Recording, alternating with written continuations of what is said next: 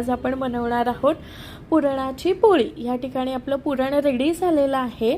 तर मी तुम्हाला एक स्पेशल व्हिडिओ बनवून देईन की पुरण कसं बनवलं जातं।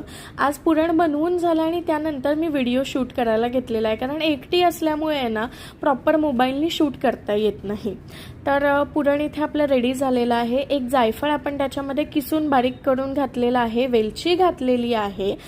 तर बऱ्याच ठिकाणी बऱ्याच भागामध्ये वेगवेगळ्या प्रकारच्या पुरणपोळ्या बनल्या जातात। काही ठिकाणी म्हणजे आपल्या गव्हाच्या पिठाची असते, काही ठिकाणी गहू मैदा मिक्स असतो, पण आमच्याकडे कोकणात फार अशी वेगळ्या प्रकारची पुरणपोळी असते। तर वेगळ्या प्रकारची पुरणपोळी मी का म्हणतेय ते तुम्हाला पुढपर्यंत कळेलच। आम्ही जी आहे ती पुरणपोळी जी आहे ना ती मैद्याची, पण तेलातला असं मैदा आपण त्याला म्हणू शकतो। म्हणजे आता तुम्ही बघताय हे जायफळ वेलची घातलेलं पुरण जे आहे ते मी इथे मिक्स करते।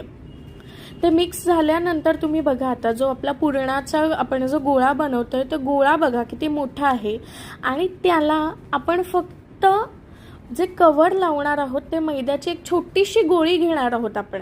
म्हणजे असं भरभरून एवढा मोठा आटा वगैरे इथे वापरणार नाही आहोत, कारण ही मैद्याची पोळी नाहीये, पुरणाची पोळी आहे। बऱ्याचदा काय होतं, आटा भरपूर घेतला जातो, कणिक भरपूर घेतली जाते, पण खूप स्टफिंग कमी असतं, पुरण खूप कमी असतं। तर तुम्ही बघा अगदी छोटीशी गोळी घेतलेली आहे, ती छान हातावरती थापून थापून थापून थापून तिला एकदम पातळ करून घेतली आहे, आणि हा भला मोठा पुरणाचा गोळा आपण त्याच्यामध्ये भरून घेतोय व्यवस्थित। जसा मोदकाचा आपण गोल साचा करतो तसा आता पुरणाचा गोल साचा करून घेतलेला आहे।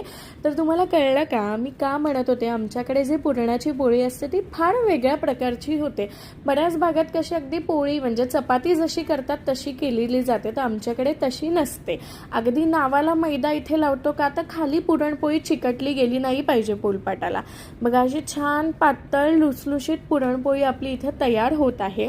आणि ही पुरणपोळी अगदी मी तुम्हाला सांगते डोळे बंद करून 3 ते 4 दिवस चांगली टिकते। तिला बुरशी लागत नाही, वास लागणार नाही। अगदी तुमच्या घरच्या साध्या छोट्याशा हॉटपॉटमध्ये जरी तुम्ही तिला ठेवून दिलीत तरी सुद्धा तिला काहीही होणार नाही। तर अशा प्रकारे सॉफ्ट डिलिशियस अप्रतिम सुंदर टेम्पटिंग अशी पुरणपोळी आपली तयार झालेली आहे। तर ही बघा अगदी म्हणजे तुम्हाला कळेल याला कणिक म्हणून नाहीच आहे, ज्याला ॲक्च्युअल पुरणाची पोळी जी आपण म्हणतो अशी आम्ही घरच्या घरी पुरणाची पोळी नेहमी बनवत असतो। तर इथे आपली पुरणपोळी रेडी झालेली आहे। तर आता आपण ती सर्व करतोय दुधासोबत आणि आपल्या साजूक तुपासोबत। आमच्याकडे साजूक तुपाशिवाय कुठलाही पदार्थ अपूर्ण असतो, त्याच्यामुळे भरभरून तूप घातलं गेलेलं आहे।